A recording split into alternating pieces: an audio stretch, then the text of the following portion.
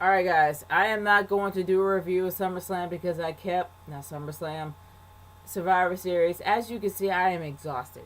And it's mostly because I have fell asleep with most of the matches except for the main event and possibly the chaotic and very, very, very in your face and all over the place tag team match.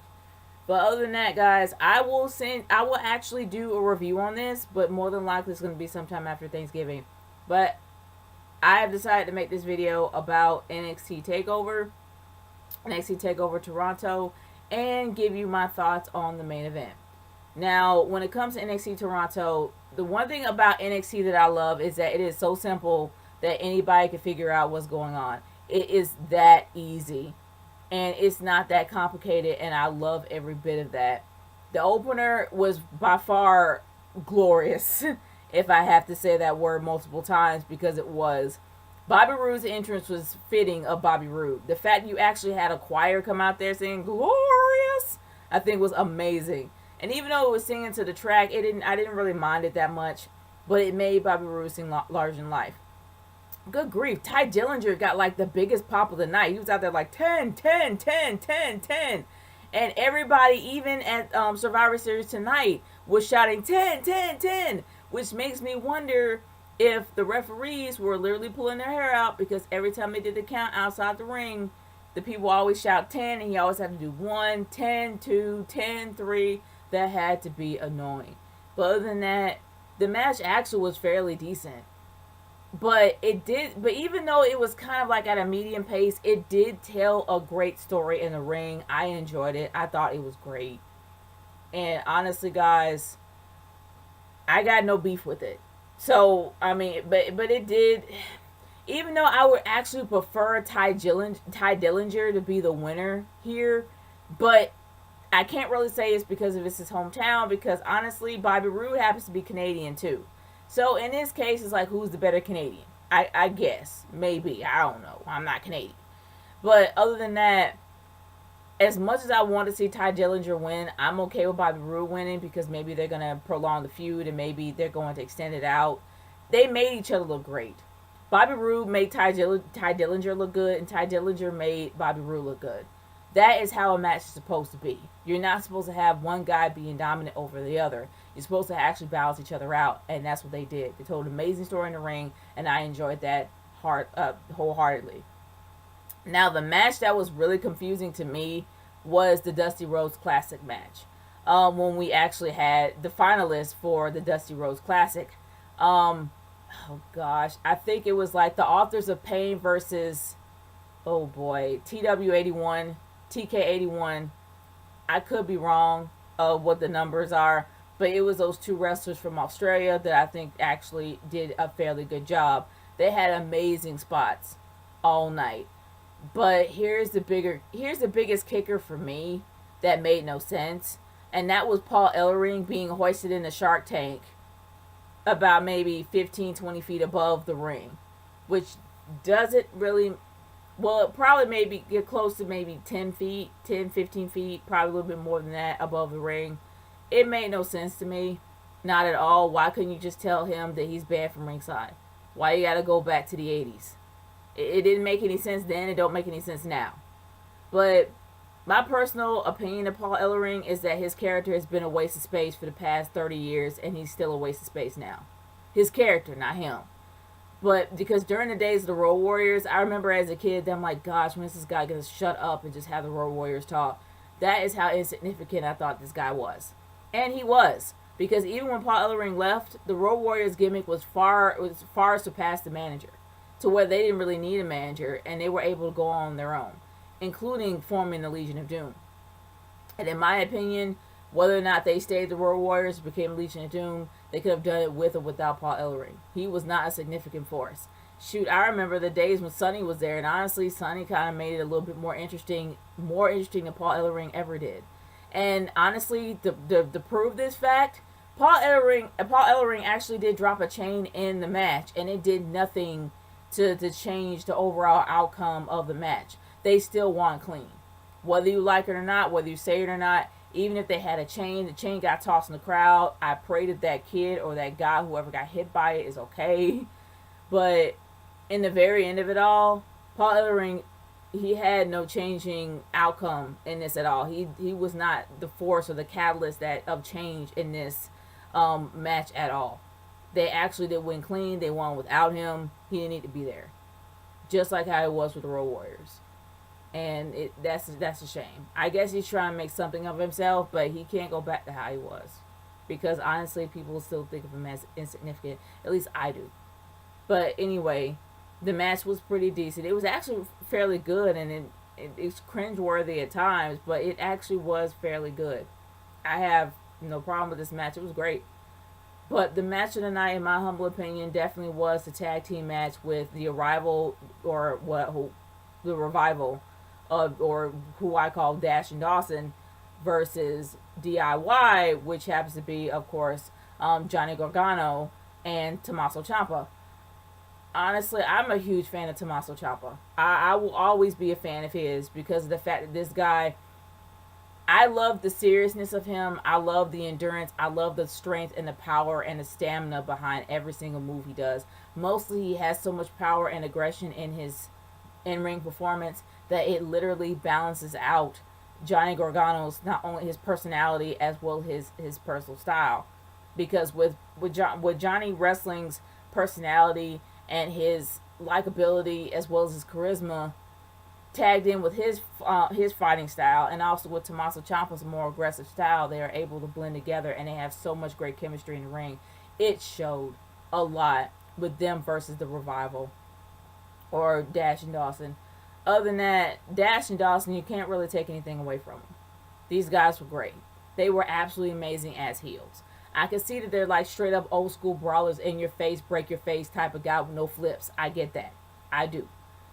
But the thing about it is, I don't really consider them to revive anything. And that's just me, because I don't think that type of style, I don't think the brawler style actually died. So it doesn't seem like it needed a revival. But other than that, I'm not going to get too much into that. This was an amazing match. It literally kept me on the edge of my seat. I was screaming to the top of my lungs. This is a match that actually absolutely had no idea, that I had no idea what the outcome was going to be. That is a match that is better than better, great than great, not knowing what's going to happen. And it was so refreshing, especially with the Toronto crowd.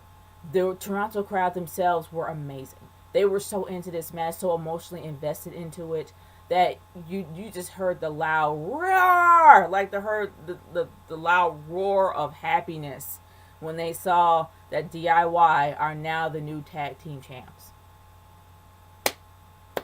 Amazing match. And you know this match is good when you got a heel commentator literally tipping his imaginary hat off to you.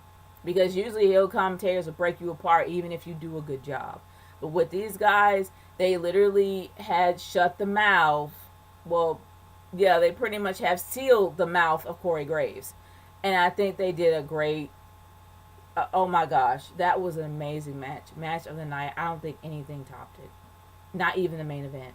Not even Asuka versus Mickie James. And that was the match that was next.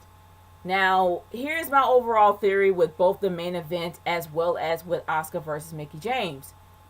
We all know that Asuka is the queen of strong style, and I'm actually taking that off of Steven because Steven from Heel Steven, because Heel Steven has a point. She happens to be the queen of strong style, at least in my opinion. And also with Shinsuke Nakamura, we know that Shinsuke actually is the king of strong style because that is his title. When I saw these two matches, I noticed that these guys, their style was completely toned down a lot. That bothered me. The one thing I love about these guys one thing I love about NXT is that they allow their characters to be themselves. But I know that strong style happens to be very dangerous, but it is a style that is used a lot in Japan. When it comes to Asuka was able to dominate every single female she had because of that style. That style was severely dumbed down when it came to Mickie James. But the one thing I can't take from Mickie James is that not only did Mickie James look good coming out, and it didn't look like she had any ring rust at all, this woman was able to counter everything that Asuka threw at her. And I knew that Asuka enjoyed that match more so than any match she's been in besides Bayley, because she was able to counter every single hold that she put on her. Most of the holds that Asuka did put on her, she was able to counter it. Mickie James, oh my gosh, she's like grade A, top notch. Came back a little better and a little bit more improved. She was amazing during her heyday in WWE as well as in TNA. But my goodness, that woman can move. She really can move. She's amazing, amazing performer, and it doesn't look like she aged a day, as well as it doesn't look like that her wrestling skills have aged a day. That was an amazing performance by Mickie James being gone for that long. And also with Asuka, I tip my hat off to her because Asuka threw everything she could at her.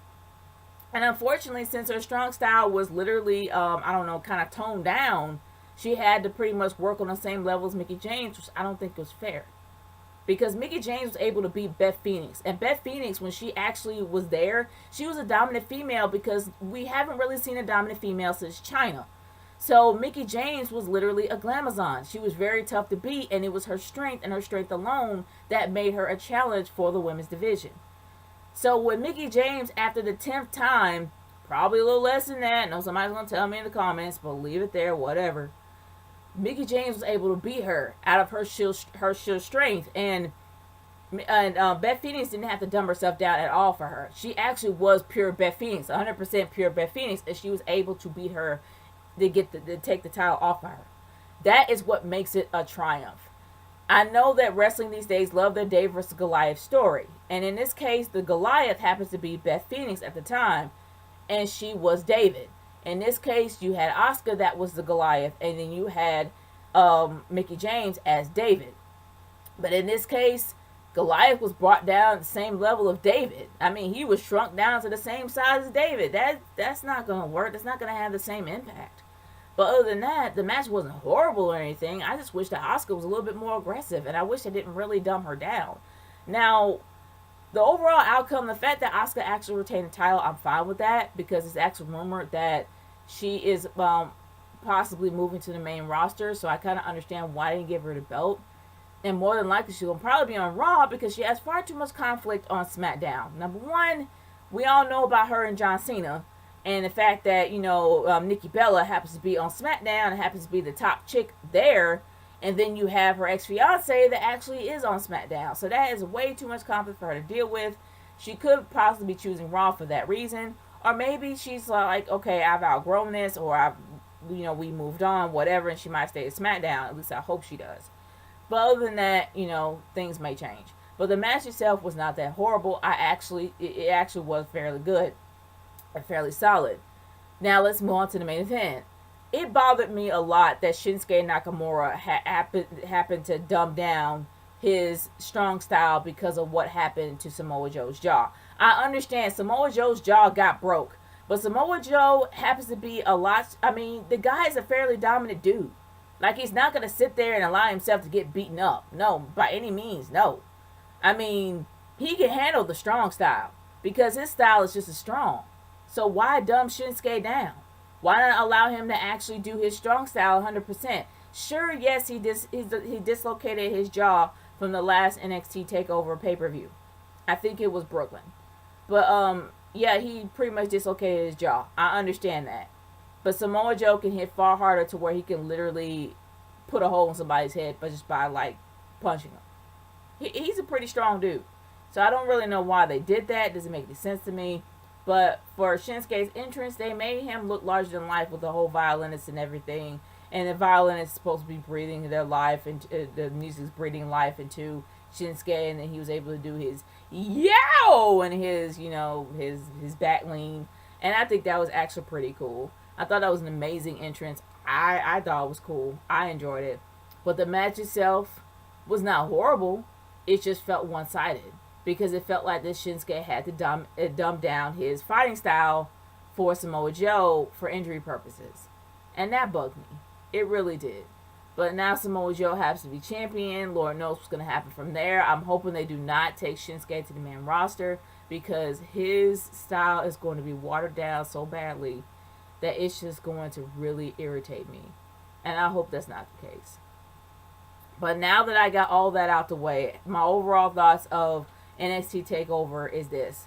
It was a solid and amazing and wonderful pay-per-view. I enjoyed every match. The matches were only it was a really short card, only 4 matches on the card, which is how it's supposed to be. And honestly, guys, they put every single ounce of energy into all of it. The crowd was amazing. The crowd made it easier to watch. I thought it was great. They literally lit up the place, and it was amazing. And then you have Survivor Series. Now, I'm not, like I said, I'm not going to do a whole thorough review on it or actually have my own personal thoughts about it until after Thanksgiving, but I'm going to take my opinion about the main event. Now, as you can see, I am exhausted. I am struggling trying to keep my eyes open, and that's pretty much how it was for Survivor Series, but y'all already know that. The one thing about the main event that I'm griping about is, number one, it was way too freaking short, and they did all that to promote this fantasy match, this fantasy booking match, whatever you call it, whatever have you. They did all this, waited 12 years for it to happen, and only had it last for maybe a few minutes. Then, we got Brock Lesnar, the Beast Incarnate, the guy that literally has a reputation of eating people. Well, maybe not entirely, but the fact is, this guy's a beast. He dominates everybody in the ring. He can walk in the ring, make somebody look good just by standing there. He had a huge reputation built up around this thing, only to be dominated within 4 seconds. Brock Lesnar has a far bigger reputation than Goldberg could ever have, because Goldberg was gone for 12 years. He was steady working in WWE in his absence. He had a huge reputation to uphold. And the fact that he got dominated by Goldberg within a few minutes, I don't buy. I don't. There was a huge rumor behind the scenes that Goldberg actually tweaked his shoulder as well as his knee during Raw, and they had to find a way to make it up. But you can't tell me that Brock Lesnar wanted to lay down. That dude laid down. Seriously, he laid down that fight. They must have paid him a whole buttload of money for him to lay down, because there was no offense at all or defense for Brock Lesnar. He got speared and jackhammered. That's it. It was a reminiscence, in my opinion, to the matches of old in WCW with Goldberg squash matches. That's how it felt to me. Brock Lesnar got squashed, and he got squashed in the worst possible way. This guy has a massive amount of reputations. A lot of accomplishments under his belt. He's the guy that killed the streak. That's huge. He killed Taker's streak, as well as literally cracking Randy Orton's head open like a freaking melon with his elbow. The guy has built his entire career around being aggressive. And what happened? Goldberg takes it away within a few minutes. I don't buy it, y'all. And people are like, well, wait until they actually do feud and what have you. We don't know what Goldberg is going to do. Goldberg may not feud anymore. He may be done. This may be his last hurrah. We have no idea.